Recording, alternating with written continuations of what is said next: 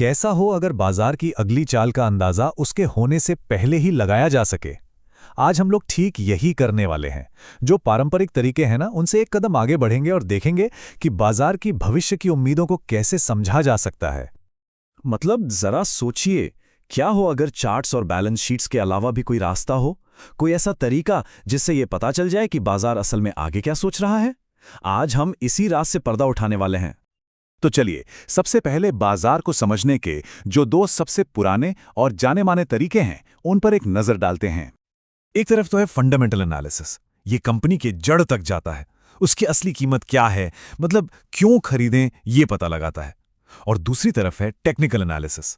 ये चार्ट्स और वॉल्यूम देखकर बताता है कि कब खरीदना या बेचना सही रहेगा। अब देखिए, दोनों ही तरीके बहुत पावरफुल हैं, इसमें कोई शक नहीं। लेकिन ये बस बाजार की पूरी कहानी नहीं बताते।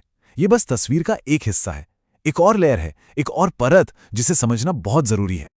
तो ये जो दो तरीके हमने देखे, इनके अलावा जानकारी की एक और बहुत ज़रूरी परत है।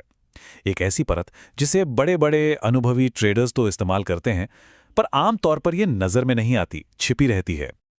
और ये छिपी हुई परत है ऑप्शंस मार्केट। इसे ऐसे समझिए जैसे ये बाजार का कलेक्टिव माइंड हो, एक ऐसी जगह जहां भविष्य को लेकर सारे डर और सारी उम्मीदें खुलकर सामने आ जाती हैं। क्योंकि देखिए, जब कोई ट्रेडर ऑप्शन खरीदता या बेचता है तो वो सिर्फ स्टॉक नहीं खरीद रहा होता, वो तो असल में भविष्य की कीमत पर दांव लगा रहा होता है। तो चलिए, अब जरा गहराई में उतरते हैं और उन खास मैट्रिक्स को समझते हैं जो हमें इन छिपे हुए सिग्नल्स को डिकोड करने में मदद करते हैं। तो हमारा पहला सुराग क्या है? वो है इम्प्लाइड वॉलेटिलिटी, जिसे शॉर्ट में आईवी कहते हैं। अब ये कोई पुराना डेटा नहीं है, कोई हिस्ट्री नहीं है। ये तो सीधे ऑप्शन की कीमतों के अंदर छिपा होता है और हमें ये बताता है कि बाजार को आने वाले वक्त में कितनी बड़ी उठापटक की उम्मीद है। और इसे समझने का सबसे आसान तरीका पता है क्या है?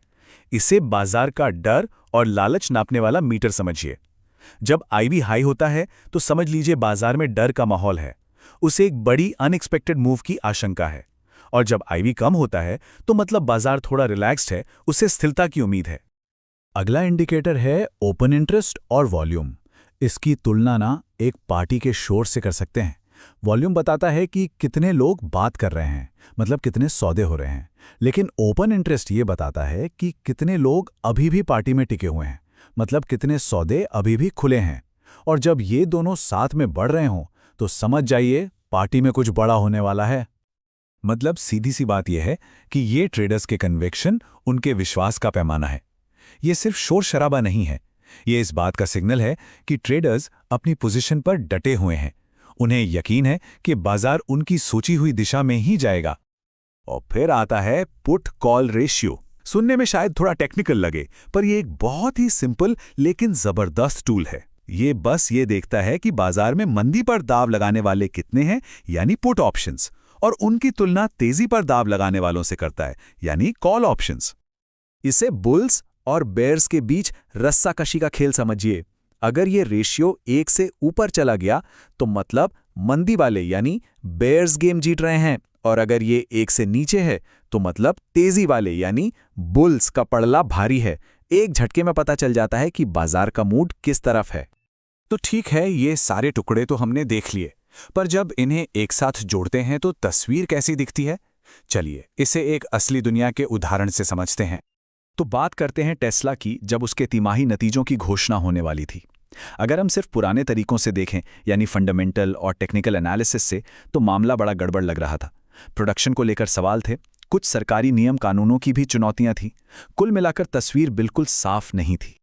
लेकिन ऑप्शंस मार्केट कुछ और ही कहानी सुना रहा था। वहां कॉल ऑप्शन के वॉल्यूम में जबरदस्त बढ़ोतरी देखी गई, मतलब लोग कीमत बढ़ने पर दांव लगा रहे थे। इम्प्लाइड वोलेटिलिटी यानी आईवी आसमान छू रहा था, जो इशारा कर रहा था कि कोई बड़ी हलचल होने वाली है।